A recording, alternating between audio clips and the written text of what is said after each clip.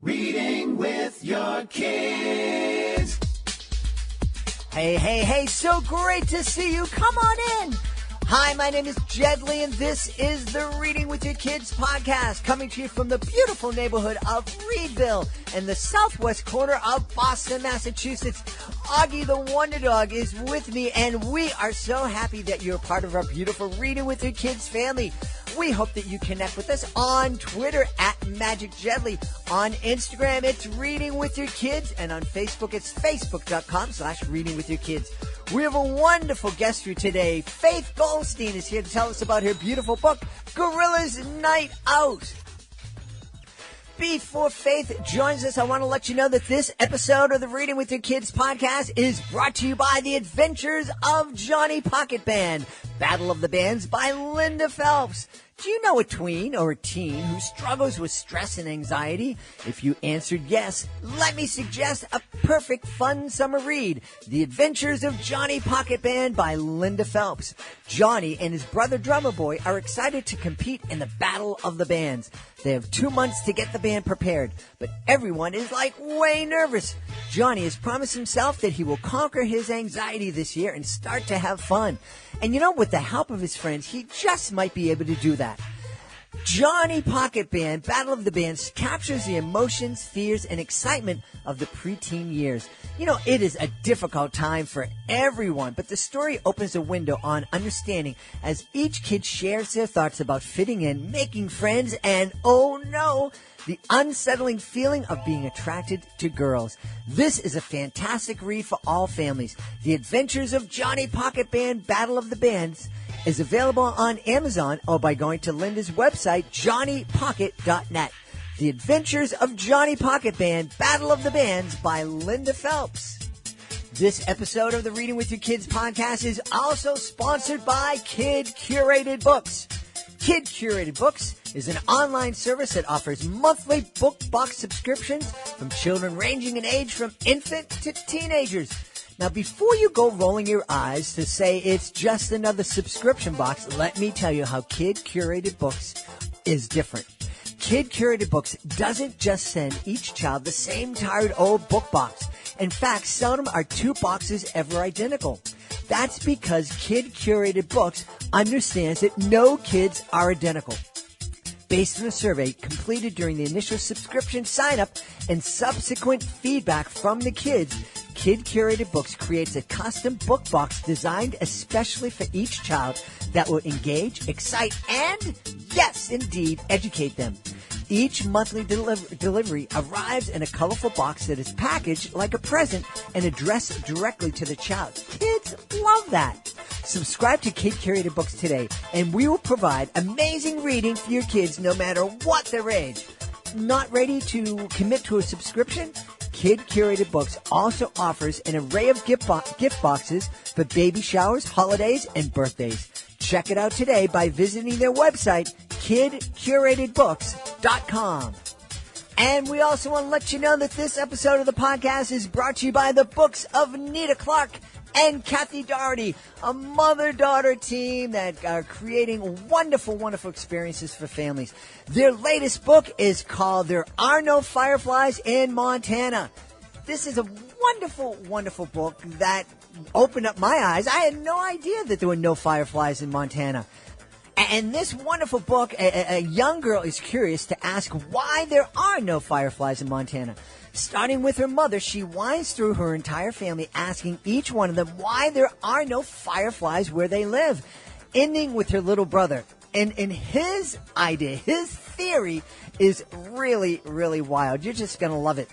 Let me suggest that you do yourself and your family a favor by visiting their website, aneatreadpublishing.biz, to check out all of Nita and Kathy's wonderful books. There Are No Fireflies in Montana. Also, Why Do Dandelions Grow? I Hate Numbers, and a middle grade book called The Royal Search for Shenanigans. They're fantastic books that would be a great addition to any family library. The books from Nita Clark and Kathy Doherty. You can start with their latest, There Are No Fireflies in Montana. All of these great books are also available on Amazon. Joining us on the line right now from Buffalo Grove, just a little ways away from beautiful Chicago, Illinois. She is the author of a really, really fun book, Gorilla's Night Out. Please welcome to the show, Faith Godlstein. Faith, how are you? I'm good. Thank you so much for this amazing opportunity. I'm so excited to be doing the podcast today. Thank you. And we're really excited to have you here. Gorilla's Night Out. It is, it looks like a really, really fun book. I love the fact that when you go to Amazon and you check out the reviews, the very first review that comes up is, we bought this book for our grandson. He loved it so much, we went out and bought another half dozen books as gifts. I mean, what a better compliment for a book. Absolutely, 100%. And I loved writing this book. It was truly a labor of love for me. So when I hear other people enjoying and loving this book, it makes it that much more exciting for me. So it's just so thrilling. Yes. And I love those sort of stories and hearing that sort of feedback. So tell us about Gorilla's Night Out, please. Sure. It is the story of 4 gorillas living in the zoo.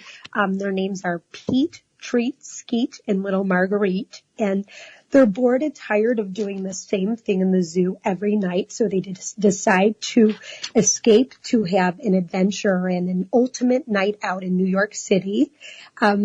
They go to different places in the city and they get into a lot of mischief and, as I call it, monkey business.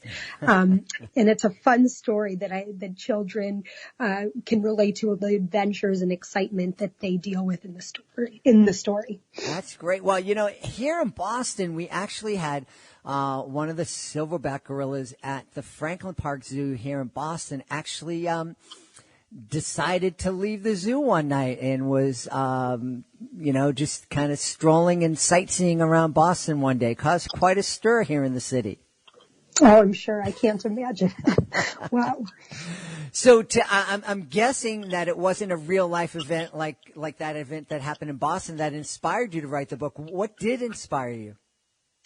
One day, my sons, I have two boys, 11 and 6, and we went to the zoo, and on our car ride home, we started discussing what happens at the zoo at night when everyone leaves. What do the animals do? And we started thinking of all these things that could happen. And I thought, wow, that could be a really fun story about what happens at the zoo at night when everyone's gone. So it kind of just went off from there. And I decided, maybe they want to go on an adventure and see the city while everyone's asleep. So that's how, the story was born.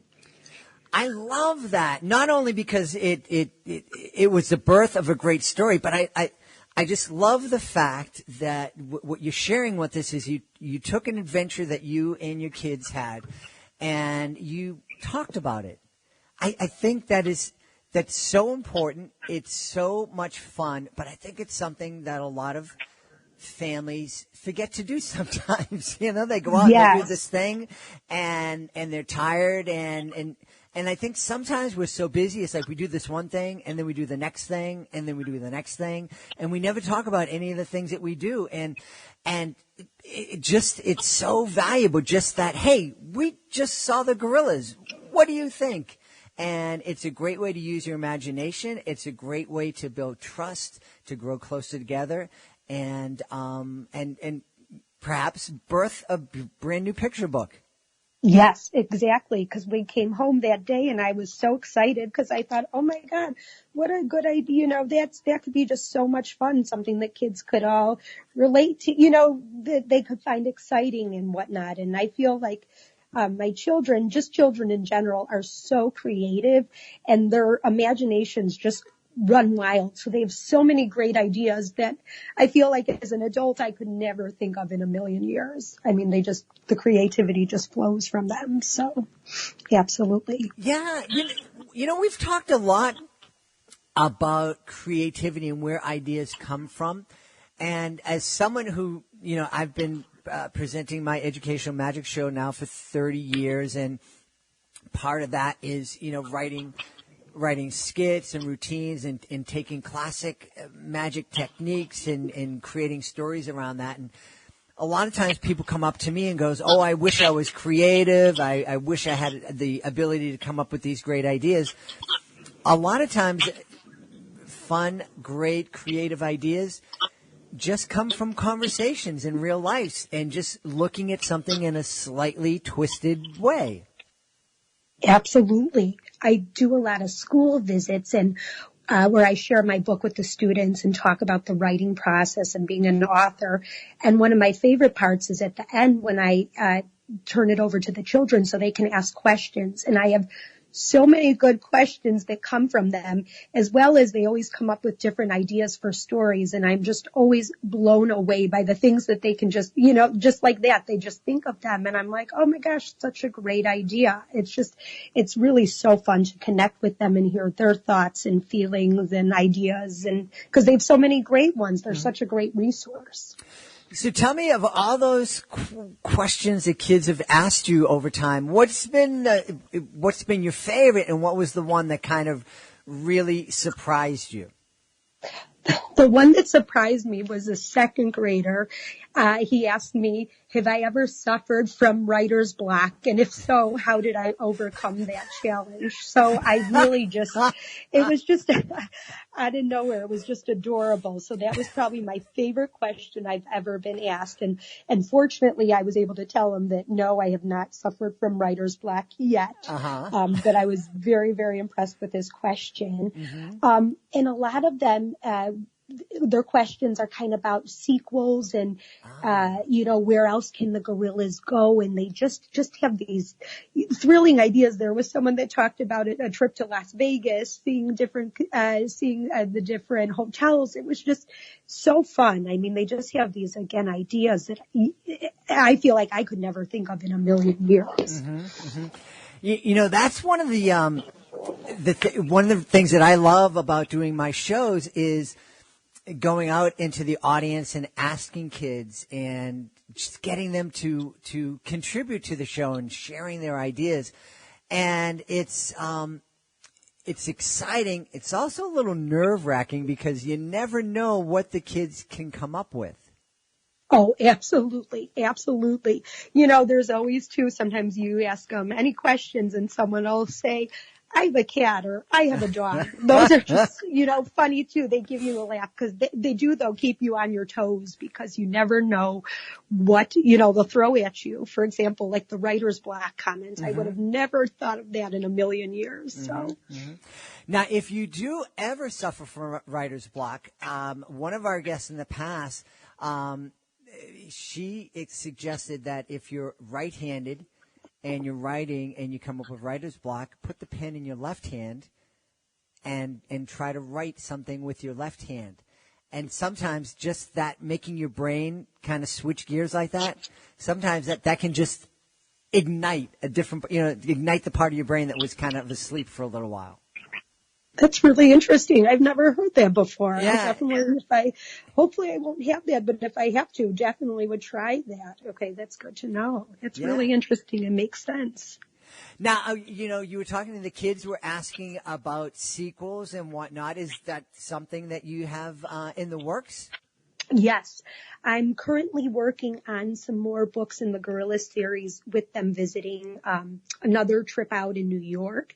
And another one that I'm really excited about, Gorilla's Night Out in Chicago, that I'm also currently working on, being my hometown and visiting some different fun sites in the city, like the Field Museum and the Willis Tower and whatnot. So I think it'll be really fun. And whenever I tell the children at schools I want to write a book about Gorilla's Night Out in Chicago, they all get really excited. So I'm hoping that's something that they will really enjoy. And I would also like to branch out from the gorillas and to write some more different sort of stories. When my oldest son was 2 years old, I got divorced and I had a really hard time finding books that my 2-year-old could relate to about divorce.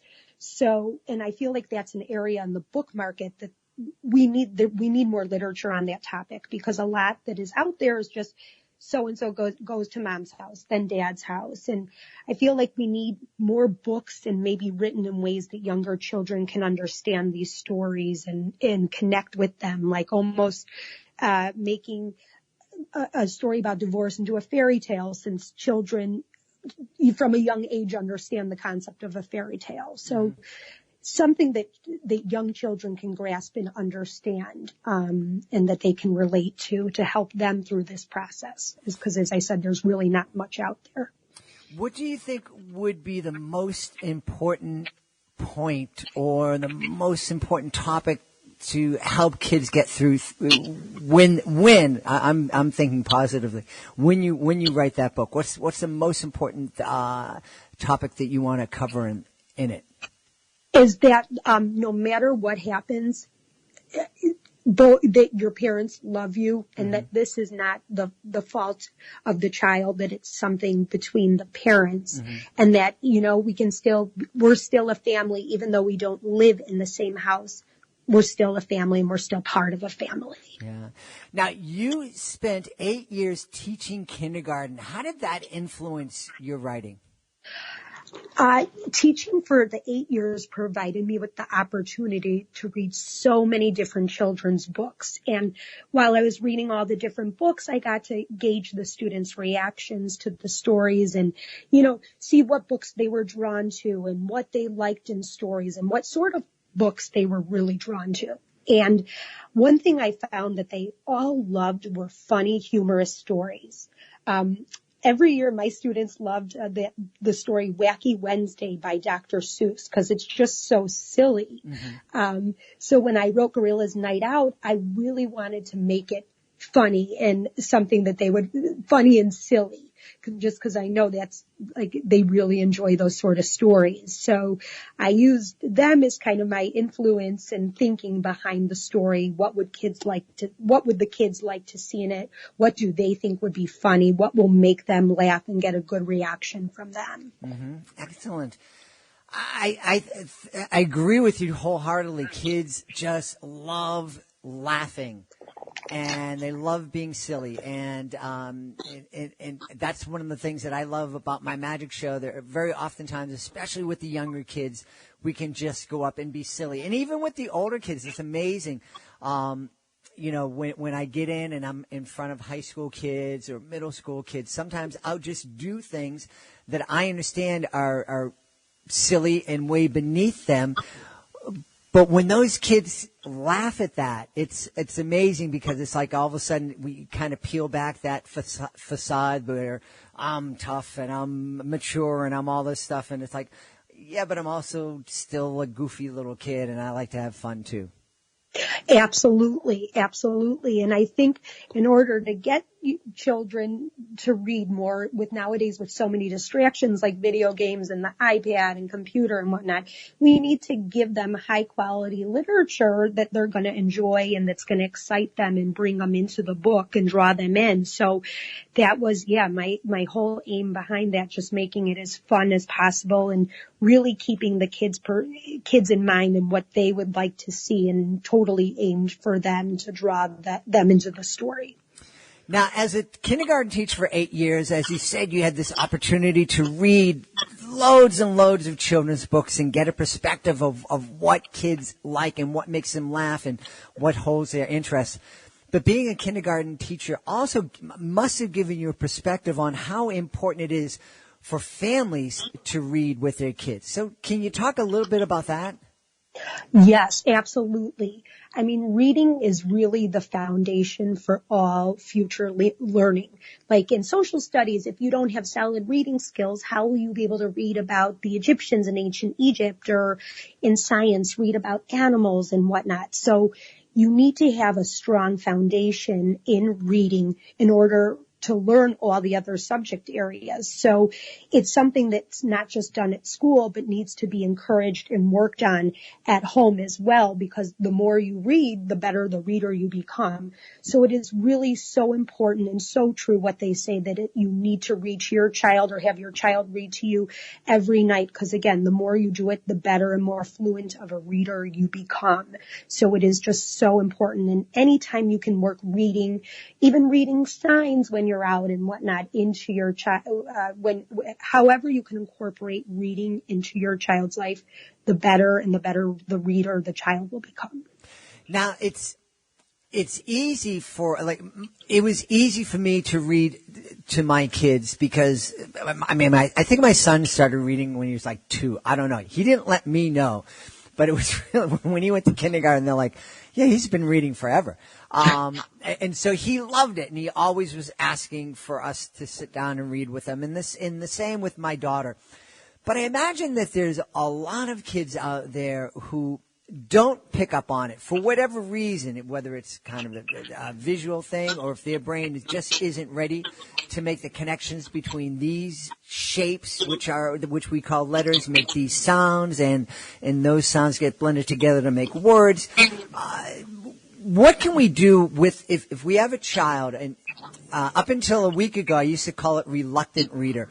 And now I want to be positive, and I'm starting to refer to those kids as striving readers. What can we do to encourage those kids to help make reading less scary?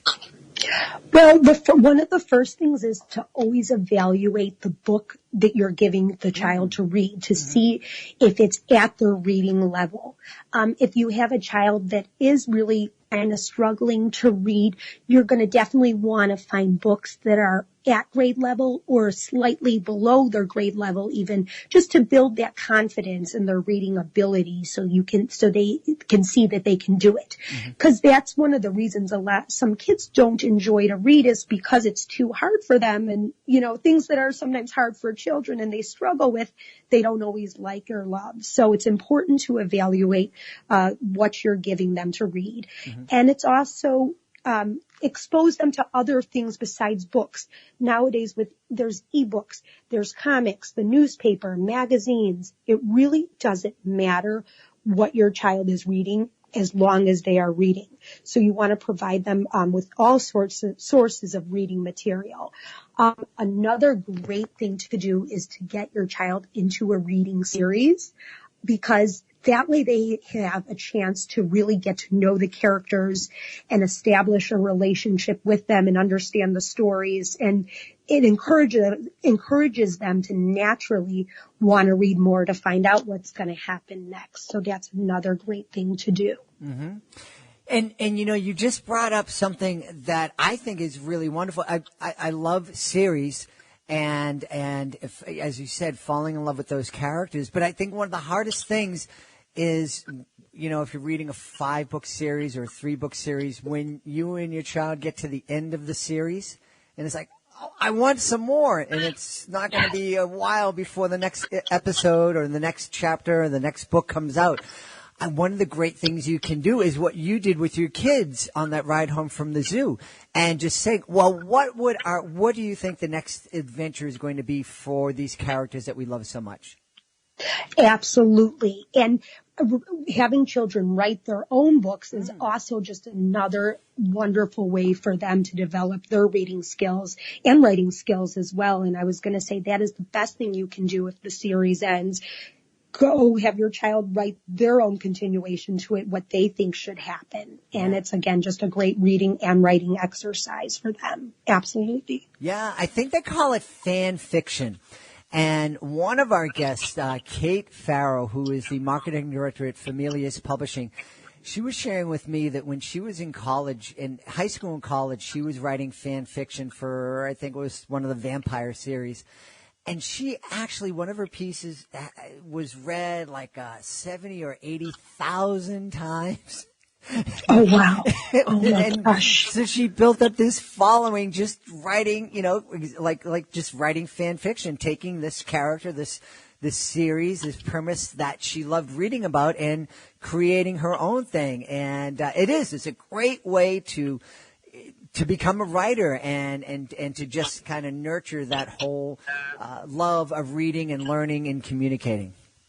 Absolutely. And it just helps to deepen and foster the connections with the book and the characters in the story, which again, just enhance your understanding of the reading and literature and whatnot. Yeah.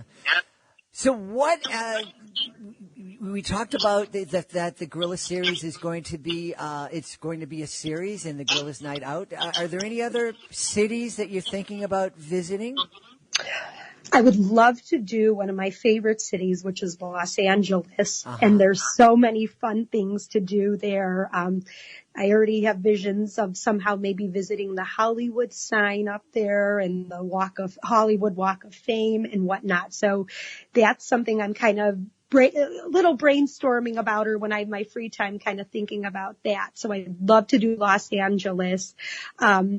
And I really thought the Las Vegas idea that someone came up was a really fun idea too. So that could be something to work in. I really thought, yeah, that was great because there's a lot of different things that gorillas can get into there and a lot of different adventures they can have. Absolutely. And, you know, the thing about Las Vegas is you could have some gorillas walking down the street, and I don't think many people would notice them. I was going to say, yes, exactly. I don't think it would look so different. I don't think anyone would really bat an eye, maybe. And you might be able to say that about parts of Hollywood too. We just I made my first trip out to Hollywood, and you know, I think there's gorillas could walk down the street. If they would chill, people wouldn't even notice. Right, exactly, because there's half the time too on the streets people are in costume anyway. So, you know, you wouldn't really know if you saw the gorillas walking down. Well, I know folks are going to want to know more about Gorillas Night Out and also about you. Are there places online where people can connect with Faith Godlstein? Yes. Currently, my website is being developed and should be finished in the next week or two. And my website name will be faithgodlstein.com. You can also find me on Facebook. I have a page called Gorillas Night Out, as well as Instagram, a page named Gorillas Night Out. It's a gorillas_night_out. Awesome. And my wife was real excited when you posted that you're going to be on the show today, and that kind of popped up on my Instagram, and she said, "You're going to have Gorillas Night Out?" And she was very excited about that. She was very intrigued. Oh, good. Oh, I'm so glad to hear that. Yes. Oh, I was so excited for today. Well, we are really excited, and we're very happy that we had a chance to talk today about Gorillas Night Out and with the author Faith Godlstein. Faith, thank you so much for being part of our show. Thank you so much, Jed, for letting me part of it. I'm so excited and thrilled and honored. So thank you so much again. Please be sure to join us for the next edition of the Reading with Your Kids podcast. Our guest will be the author of My Magic Hat Rules, Deb Novotny. You know how much I love magic. I had a blast speaking to Deb. It's a really, really fun book series. You don't want to miss this. Speaking of magic, if you are the author of a great children's book, you were probably surprised to learn that once you turn that manuscript over either to a traditional publisher or to have it published independently, that the books didn't magically fly off the shelves, that you were expected to do the bulk of the marketing. And if you're an independent author, all of the marketing. It's hard. We can help you out. We have a wonderful program called the Reading with Your Kids Certified Great Read Program. We established this program to help parents discover books that would be perfect for their children's library. We have a panel of evaluators of parents, teachers, and kids, and if they believe that a book is worthy of 4 or 5 out of 5 stars, it becomes a certified great read. And with that status comes all sorts of great tools that can help you promote your book, that can help your book stand out from the crowd of books that are published every single year. To find out more, just visit our website, readingwithyourkids.com. We want to thank Faith Godlstein. Please be sure to check out Gorillas Night Out. We also want to thank our sponsors, Linda Phelps. Check out her book, Johnny Pocket Band. We want to thank Nita Clark and Kathy Doherty. Their latest book is There Are No Fireflies in Montana. And, of course, we want you to check out kidcuratedbooks.com, where you can subscribe and receive a unique box of books every single month that was created specifically for your child. I also want to thank my amazing producer, Fatima Khan. Make sure you check Fatima's blog out at our website, readingwithyourkids.com. I also want to thank my beautiful wife for all of the support that she gives me. And, of course, we want to thank you. Thank you so much for taking the time to join us today. And, as always, thank you so much for taking the time to make the world a better place by reading with your kids. I'll be looking for you in the next edition of the the Reading with Your Kids podcast.